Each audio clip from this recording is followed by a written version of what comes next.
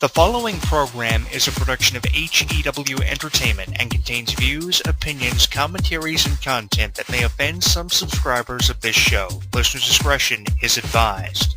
It's that time once again for HEW Entertainment Radio.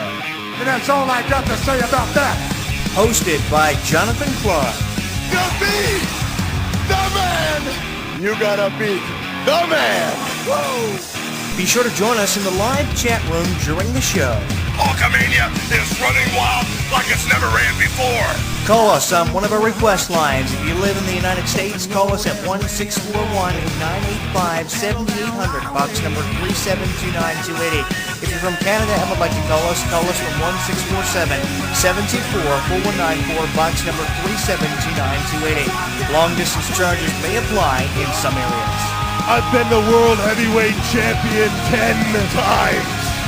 Or you can always drop us a line at MySpace, myspace.com/HEW Entertainment. And you will rest in peace. Emailing us works for you too. Email us hewwrestling@hotmail.com. I am a wrestling god. JBL.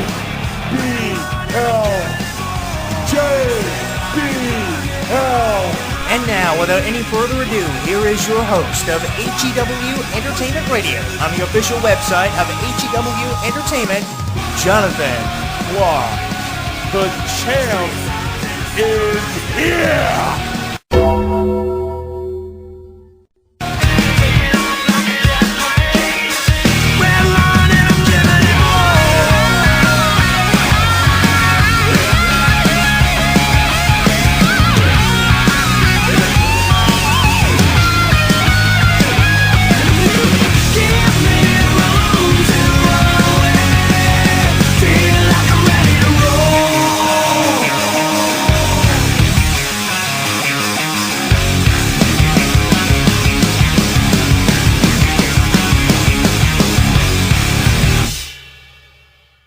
Streaming live on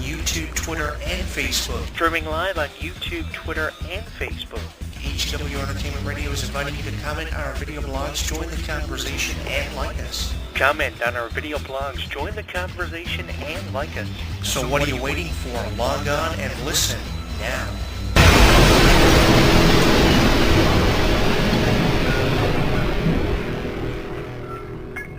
Don't miss out on any of the action. Download our app on the App Store, Google Play, and the official website of HEW Entertainment. Once you download and install it, you'll get caught up on news, YouTube videos, and more. Download it now.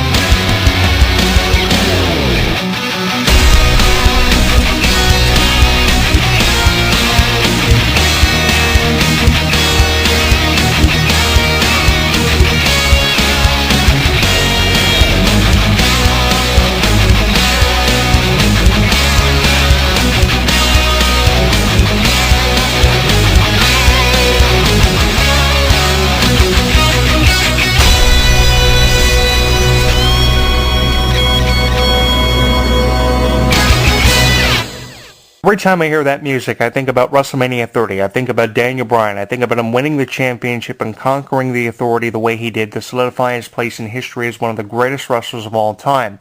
Because of his retirement, WWE have announced Daniel Bryan is going in the Hall of Fame with Sting this year, the night before WrestleMania 32 in Dallas, Texas. Really excited about this announcement, but I am somewhat sympathetic for all the Daniel Bryan fans out there after this announcement of Daniel Bryan's retirement on Twitter.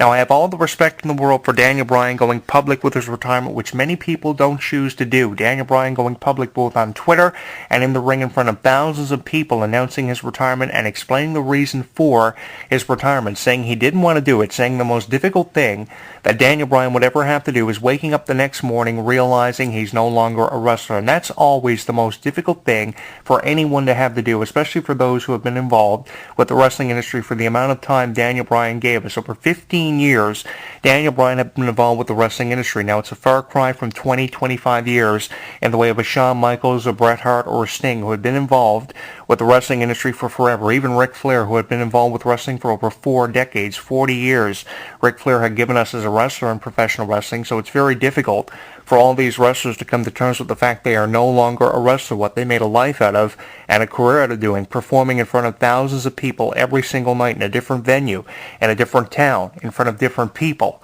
You know, everybody knows who you are. It's really difficult to have to readjust, and obviously it's going to be very difficult for Daniel Bryan. It's going to take some time, but he did what he had to do because of these concussions. Daniel Bryan saying that if he gets any more concussions, he's putting his life in a compromised and jeopardizable situation, so you can kind of feel really understanding towards why Daniel Bryan is doing what he did, and I have all the respect in the world for all the authorities in WWE putting together this celebration of Daniel Bryan's life and his career, and all the legends, all the star power that we saw celebrating Daniel Bryan's career. The Undertaker, Kane, Brock Lesnar, Sting, without the makeup. It was incredible seeing all these wrestlers breaking character and being so sympathetic and so heartfelt towards Daniel Bryan and his announcement, especially Ryback, who cried like a little boy when he realized that this was over for Daniel Bryan. Daniel Bryan really a trendsetter for professional wrestling, really setting an example for what it's about. And I've always said, you know, if you're not in the business to be the best, then you have no purpose of ever being involved in the business. And Daniel Bryan was there because he loved it and he wanted to be the best, and he achieved everything that he ever set out to do. Whatever he set his mind on to do, Daniel Bryan was able to do it, winning every championship that he ever competed for, from WWE championships right through to the Intercontinental title, which was the final championship Daniel Bryan held before retiring. He retired as Intercontinental Champion, of course, before forfeiting the title almost 1 year ago, 9 months ago, and he's going out on top. No matter how Daniel Bryan's career is looked at, he is going out on top. And in my opinion, there is no better way to end your career than by going out on top, which is obviously what Daniel Bryan is going to do, and he's going in the Hall of Fame very deservingly so. As we took his Hall of Fame walk last Monday on Raw, of course, everybody on the stage celebrating Daniel Bryan's career and never forgetting the legacy that Daniel Bryan is obviously going to be leaving behind in the wake of his retirement. It comes as a shock to me that Daniel Bryan announced his retirement the way he did.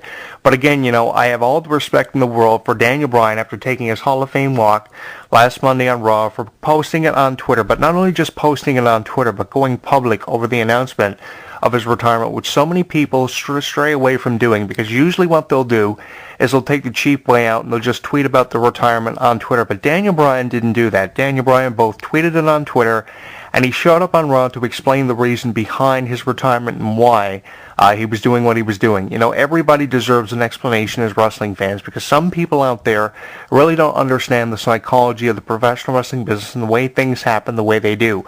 Why things always go the way that they do in professional wrestling. And Daniel Bryan showed up, explained the reason why he was retiring, and everybody, you know, supported Daniel Bryan like they always had done. And that's why they're putting Daniel Bryan in the Hall of Fame. I think just for the profound effect that he had on all the wrestling fans. I don't think there's ever going to be a performer quite like Daniel Bryan. You know, there's always going to be the Shawn Michaels, the Undertakers, the Triple H's, the Kanes, the Stings, the Ric Flairs of the professional wrestling business, the legends, the icons, the gods amongst the gods of professional wrestling. But there's never going to be an entertainer quite like Daniel Bryan for having this unbelievable effect that he had on millions of wrestling fans, what they refer to as the Yes Movement. And that's really what Daniel Bryan's fan base really was. It was a yes movement. It was a cult of fans unlike any cult of fans or supporters that we had ever seen in professional wrestling. You have your fans of people like CM Punk.